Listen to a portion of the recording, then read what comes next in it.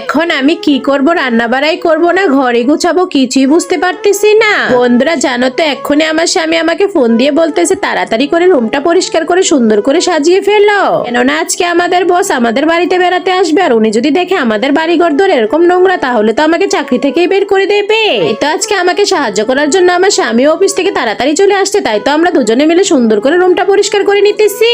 বন্ধুরা শেষে আমাদের রুমটা সাজানো কেমন হয়, কিন্তু তার আগে বন্ধুরা, একজন মা তার সন্তানকে মানুষের মতো মানুষ করে ঘরে তুলতে কতই না কষ্ট করে, কিন্তু সেই মায়ের জন্য আমরা কেউ ভিডিওতে লাইক সাবস্ক্রাইব করি না। মাকে যদি মন থেকে ভালোবেসে থাকেন তাহলে ভিডিওতে একটি লাইক করে চ্যানেলটি সাবস্ক্রাইব করে যাবেন, আর কমেন্টে সুন্দর করে আই লাভ ইউ মা লিখে যাবেন। এই তো বন্ধুরা দেখো, আমরা আমাদের রুমটা কত সুন্দর করে সাজিয়ে ফেলেছি। এখন তো ওর বস এসে দেখে অনেক খুশি হয়ে যাবে।